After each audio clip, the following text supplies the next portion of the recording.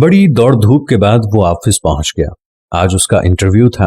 वो घर से निकलते हुए सोच रहा था कि ऐ काश आज मैं कामयाब हो गया तो फौरन पुश्तीनी मकान को खैरबाद कह दूंगा और यहीं शहर में क़याम करूंगा। अम्मी और अब्बू की रोजाना की मगजमारी से जान छुड़ा लूंगा। सुबह जागने से लेकर रात को सोने तक होने वाली मगजमारी से उकता गया हूं, बेजार हो गया हूं। सुबह गुसल खाने की तैयारी करो तो हुक्म होता है पहले बिस्तर की चादर दुरुस्त करो, फिर गुसल खाने से निकलूं तो फरमान जारी होता है नल बंद कर दिया करो, तौलिया सही जगह पर रखा करो, हर वक्त यूं ही फेंक देते हो। नाश्ता करके घर से निकलने का सोचूं तो डांट पड़ती है कि पंखा बंद किया है या चल रहा है। नौकरी मिली तो घर छोड़ दूंगा। ऑफिस में बहुत से उम्मीदवार बैठे बॉस का इंतजार कर रहे थे। 10 बज गए थे। उसने देखा पैसेज की बत्ती अभी तक जल रही थी। अम्मी याद आ गई तो बुझा दी। ऑफिस के दरवाजे पर कोई नहीं था। बाजू में रखे वाटर कूलर से पानी रिस रहा था, उसको बंद कर दिया। वालिद साहब की याद आ गई। बोर्ड लिखा था कि इंटरव्यू दूसरी मंजिल पर होगा। सीढ़ियों की लाइट भी जल रही थी। उसे बंद करके आगे बढ़ा तो एक कुर्सी सरेराह दिखाई दी। उसे हटाकर ऊपर गया। देखा पहले से मौजूद उम्मीदवार अंदर जाते और वापस आ जाते थे। फिर पता चला कि वो एप्लीकेशन लेकर कुछ पूछते ही नहीं है, बस फौरन वापस भेज देते हैं। मेरा नंबर आने पर मैंने अपनी फाइल मैनेजर के सामने रख दी। तमाम कागजात देखकर मैनेजर ने पूछा, कब से ज्वाइन कर रहे हो? उनके सवाल पर मुझे यूं लगा जैसे आज 1 अप्रैल हो और ये मुझे फूल बना रहे हैं। उन्होंने ये महसूस कर लिया और कहा, अप्रैल फूल नहीं, हकीकत है।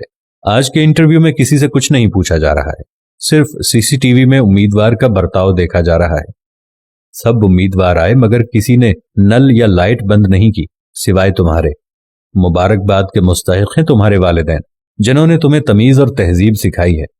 जिस शख्स के पास सेल्फ डिसिप्लिन नहीं है वो चाहे जितना होशियार और चालाक हो, मैनेजमेंट और जिंदगी की दौड़ में पूरी तरह कामयाब नहीं हो सकता।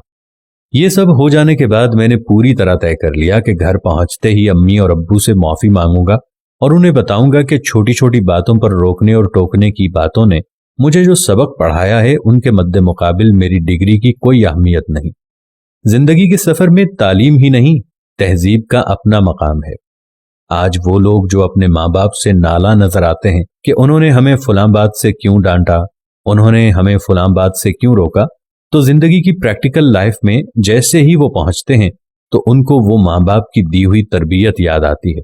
क्योंकि प्रैक्टिकल लाइफ में, जिंदगी की दौड़ धूप में सिर्फ वही लोग कामयाब होते हैं जिन्होंने बचपन में तहजीब सीखी होती है, जिन्होंने तमीज सीखी होती है। जैसा कि उस ऑफिस में मैनेजमेंट ने पढ़ाई पर नजर नहीं डाली, किसी की कोई काबिलियत पर नजर नहीं डाली गई। आपको, हम सबको ये चाहिए कि माँ बाप की इज्जत करें, उनके सलीके और तहजीब से सिखाई हुई दुनिया को आराम और तहजीब से सीखते जाएं। क्योंकि माँ बाप जिस तजर्बे से गुजर रहे होते हैं, हमारी इतनी उम्र भी नहीं होती जितना उनका तजर्बा होता है। हम लोग हमेशा माँ बाप की डांट टपट से तंग आकर बाहर जाने का सोचते हैं और बड़े शहर जाने का सोचते हैं और अपना अलग घर बनाने का सोचते हैं। ऐसा हरगिज मत करना।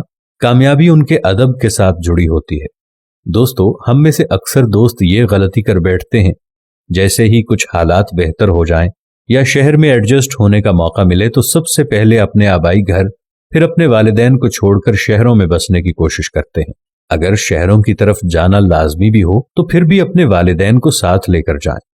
अल्लाह से दुआ है जिनके वालिदैन हयात हैं, अल्लाह उन्हें सेहत और तंदुरुस्ती वाली जिंदगी अता फरमाए और जिनके वालिदैन इस दुनिया फानी को छोड़कर चले गए हैं उनकी बख्शिश फरमाए।